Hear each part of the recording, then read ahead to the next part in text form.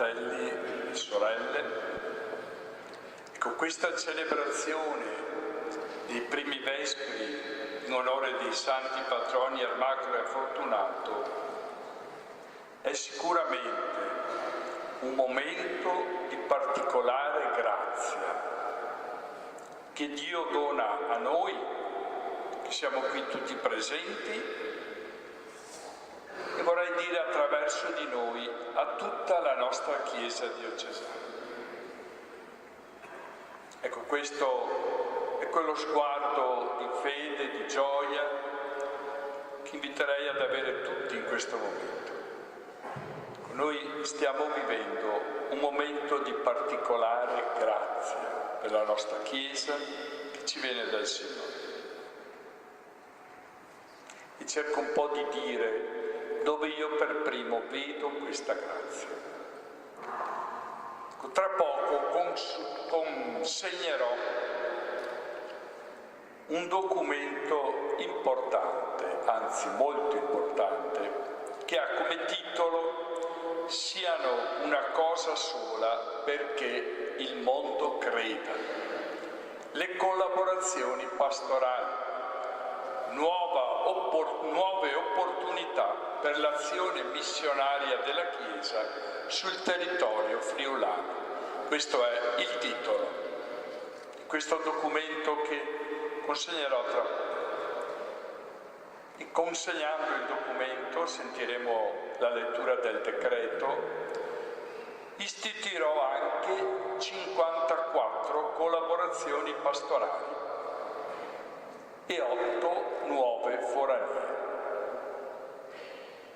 Come penso ormai quelli che siamo qui lo sappiamo ben tutti, ogni collaborazione pastorale è formata da più parrocchie che da oggi in avanti saranno chiamate ad aprirsi l'una all'altra e a collaborare fraternamente assieme.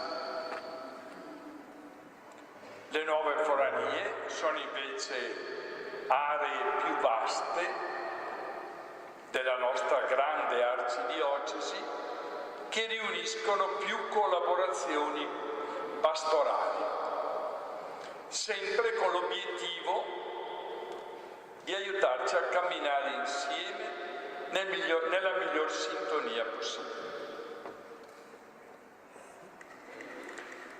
Se leggiamo l'elenco delle parrocchie che formano le collaborazioni pastorali, poi il testo del documento vi verrà donato a tutti a fine della celebrazione, quindi c'è anche l'elenco delle collaborazioni con le parrocchie che le costituiscono. Bene, se leggiamo l'elenco di queste parrocchie, molti di voi si accorgeranno che tante di queste parrocchie, io dico per grazia di Dio e per l'impegno dei sacerdoti e dei laici, hanno già iniziato a darsi una mano, le une con le altre.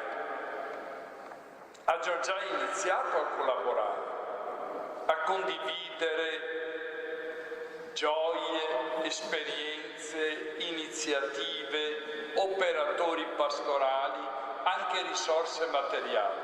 Quindi possiamo proprio dire che in tante zone della nostra diocesi si sono formate da tempo, potremmo dire dal basso, collaborazioni pastorali.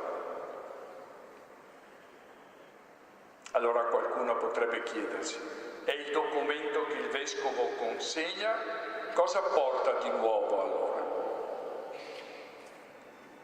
Ecco, voglio dire cosa porta di nuovo. Prima di tutto, questo documento è un invito e un incoraggiamento che a questo punto è rivolto a tutte le parrocchie perché inizino a camminare insieme, collaborazione per collaborazione, superando, se c'è ancora qualche diffidenza passata, e scoprendo specialmente che nel dono reciproco ci si arricchisce tutti. sia a grande scoperta. E allora il documento, prima di tutto, incoraggia tutte le parrocchie che hanno già iniziato ad aiutarsi a collaborare tra loro a continuare con più convinzione e con più amore fraterno,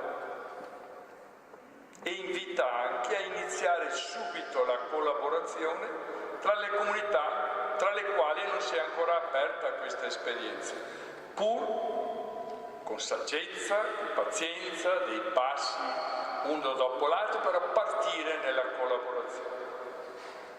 Quindi questo nostro documento ci invia tutti a entrare in collaborazione. E poi, altro aspetto importante del documento, traccia una strada chiara su cui camminare, perché il testo del documento offre orientamenti pastorali che orientano il cammino, autorevoli, promulgati con decreto del Vescovo, e quindi mostrano la strada.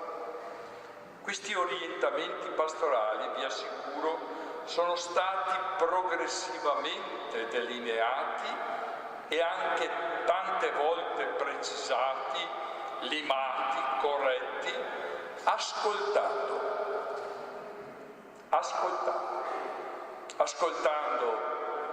parrocchie, consigli pastorali, organismi e tante persone. Ecco, e penso a questo punto, come Vescovo, di poter assicurare che abbiamo in mano orientamenti affidabili, cioè strada sicura, perché questi orientamenti sono fedeli a quel volto della Chiesa che Cristo ha voluto e che il Concilio Vaticano II e il nostro Sinodo Udinese V recentemente hanno riproposto e rappresentato. Sono orientamenti che tracciano una strada sicura. E d'altra parte mi pare di poter dire che questi orientamenti sono anche concreti, cioè tengono conto il più possibile delle situazioni concrete in cui si trovano oggi le nostre parrocchie. Tengono conto di quelle che chiamiamo le sfide che la mentalità attuale, anche qui in Friuli, rivolge a noi, alla Chiesa, alle comunità cristiane, alla missione della Chiesa.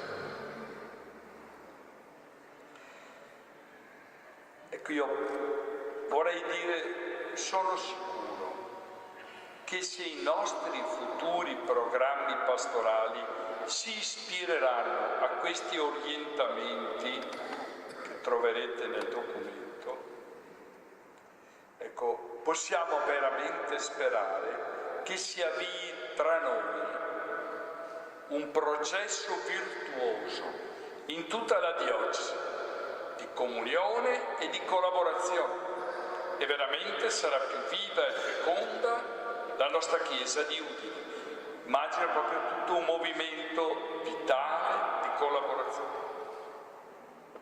Ecco, vedete, dicevo questa sera, ringraziamo e lodiamo perché stiamo vivendo un momento di grazia. Tutto quello che ho ricordato adesso è grazia, veramente grazia, che viene da Dio Padre, che ce la concede in Gesù per opera dello Spirito Santo. E permettete che dica che mi accorgo che Dio ci ha accompagnati con la sua grazia, anche se ripenso al cammino che abbiamo fatto negli ultimi 7 anni. Un cammino che è nato da una urgenza che sentivo io, ma ho sentito condivisa da tanti sacerdoti e laici.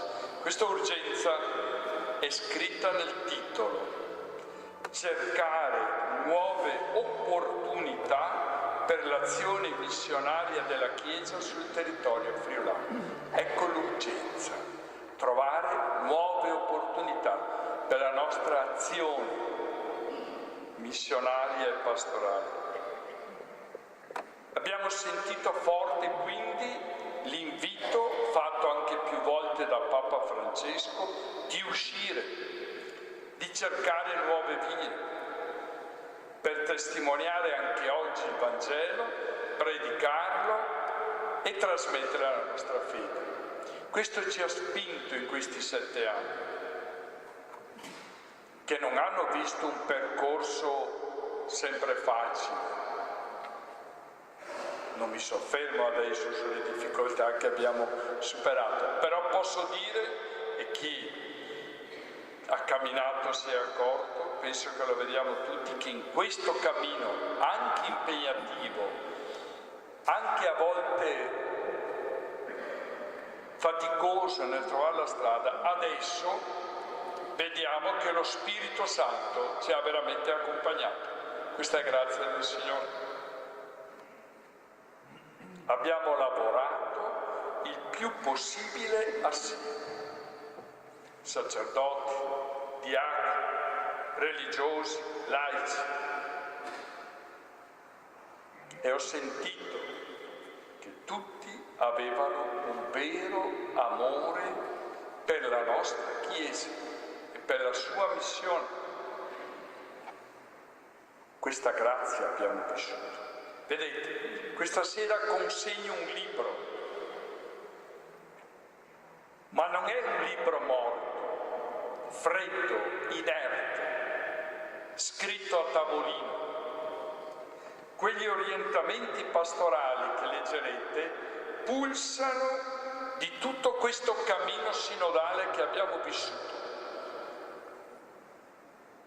Si sente la sinergia di menti e di cuori che è cresciuta tra noi e che vogliamo continuare a vivere. Questo è il nostro progetto diocesano, vivere con ancora più unione e passione. Questa è grazia di Dio Padre, di Gesù Signore e dello Spirito Santo. E anche un'altra grazia. Leggendo gli orientamenti coglieremo subito che ci aiutano la nostra Chiesa di Udine a restare in comunione con la sua ricca tradizione passata. Ci siamo nutriti di questa tradizione, vedendo come tradurla oggi.